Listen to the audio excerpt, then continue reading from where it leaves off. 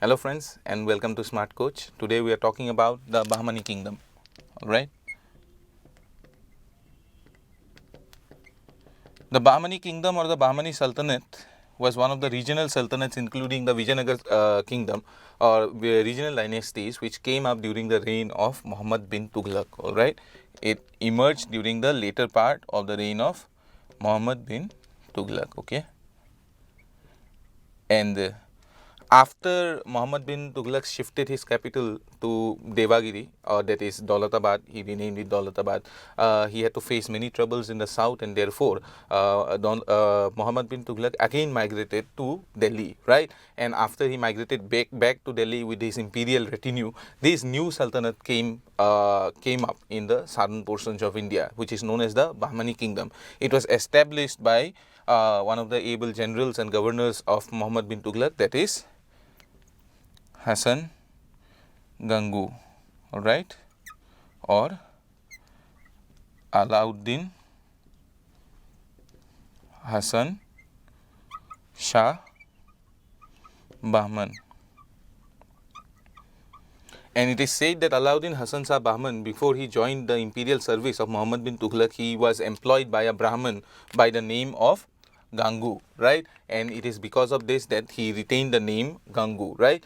And so goes the history of the Bahmani Kingdom. The Bahmani Kingdom was established by Hasan Gangu or Alauddin Hasan Shah Bahman. The year is important. It is 1347, and it gets disintegrated by 1527, right?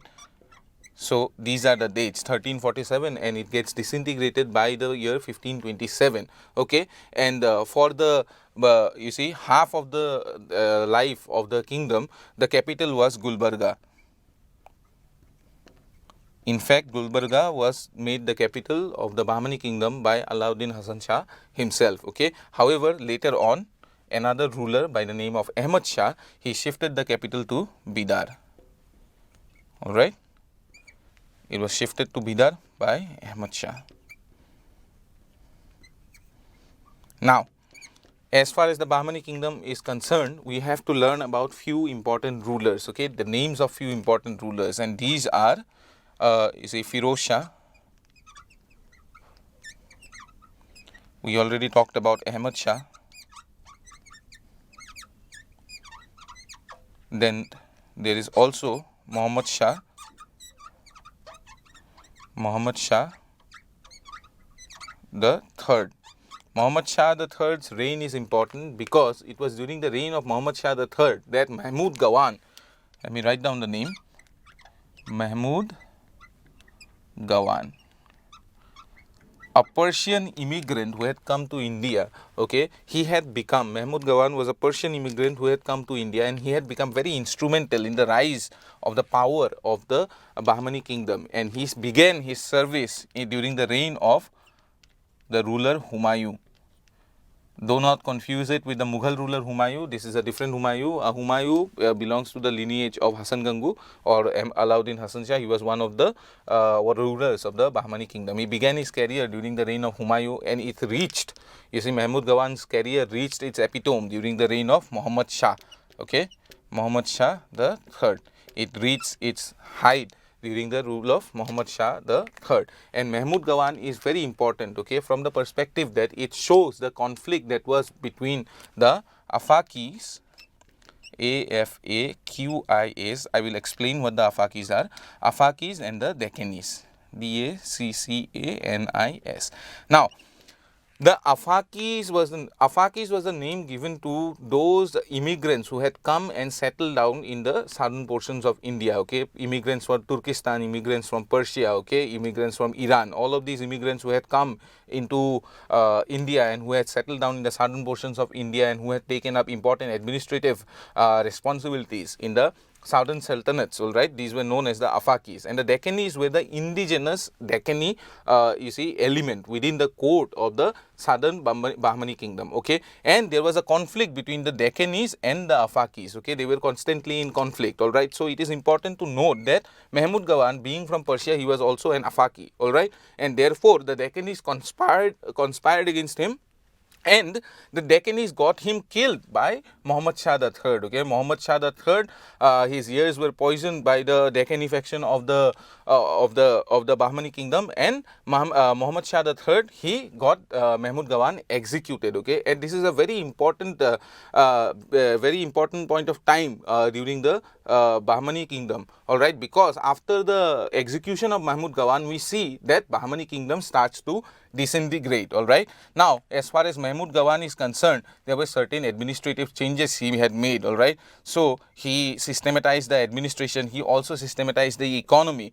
All right, and he was a very able general also, because it is known that Mahmud Gawan also helped or was instrumental in the capture of Goa, which was under the Vijayanagar kingdom. All right, Vijayanagar kingdom had captured Goa, and it was Mahmud Gawan who was instrumental in getting back Goa for the Bahmani kingdom. Now all of these innovations were lost after the death of Mahmud Gawan, and it is, we see that the Bahmani kingdom started to disintegrate after his death. Now, speaking about the Vijayanagar kingdom, we have to understand the fact that Bahmani kingdom was in constant conflict with Vijayanagar kingdom. Okay, Bahmani kingdom constant conflict with Vijayanagar kingdom, and the conflict resulted from the contest for you see the Raichur Doab. Raichur Doab. All right. It is the fertile land between the Krishna and the Tungabhadra. All right. Sorry, Godavari and the Tungabhadra. Okay. So for this control over the Raichur Doab, there was constant conflict between the Vijayanagar kingdom and the Bahmani kingdom. Also, Golconda within Vijayanagar kingdom was an important diamond mine, and the Golconda in the Bahmani kingdom was an important diamond mine, and Vijayanagar kingdom also wanted to establish the control over Golconda. Okay, therefore Raichur Doab and Golconda were important provinces for which there were constant struggle between the Bahmani kingdom and Vijayanagar kingdom. In fact, as I say, Firoz Shah was important. He was important because of the fact that Firoz Shah was, he was able to defeat the Vijayanagar kingdom twice. Okay, but later on he got defeated also. All right. So in this entire sequence of events, we see that the Bahmani kingdom, which got its rise from the rule of Alauddin Hasan Shah Bahman, it comes to an end after the death of Mahmud Gawan, the important Persian administrator. It is important to note the name of Mahmud Gawan, and he served three sultans, Humayun, Muhammad Shah III, and in between there is another minor ruler, Nizam Shah.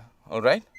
So he had served during the reign of three sultan, and in fact he had made great contributions to the rise of the Bahmani kingdom, or the height of the power of the Bahmani kingdom. All right. And as far as administration is concerned, it is also important to note that the administrative provinces during the Bahmani kingdom were known as Tarabs. Okay.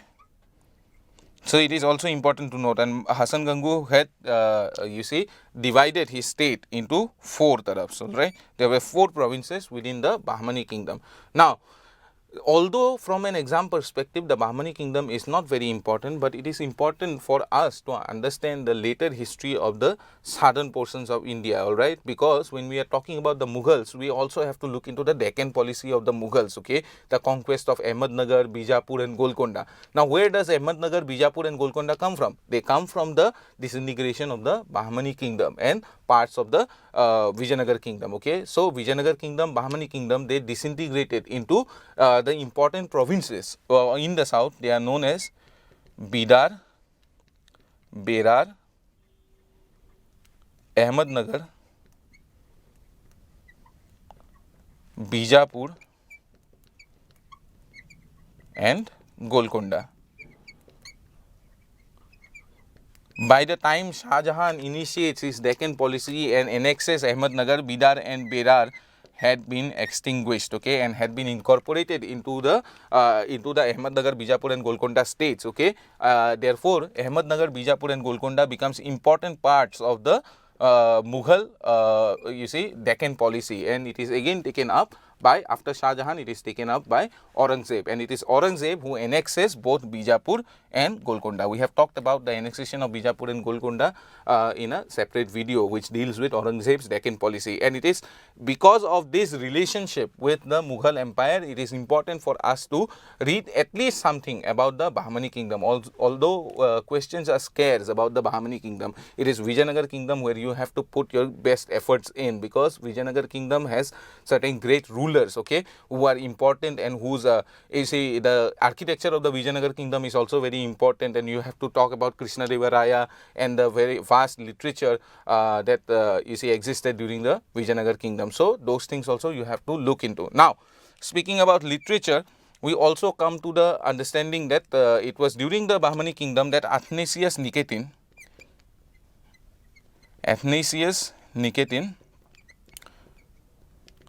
who was a Russian traveler, he had arrived in the Bahmani kingdom, and he gives us an account of the you see, medieval life in India, in southern portions of India. So it is also important to remember that Athanasius Nikitin, he visited you see, the Bahmani kingdom. In fact, of all of these details, okay, the name of Alauddin Hasan Shah Bahman, the importance of Mahmud Gawan, and it is the Athanasius Nikitin, all right. These are the most important points from Bahmani kingdom, all right. So I hope this video proves helpful to you, and I hope that you will be studying hard. Thank you.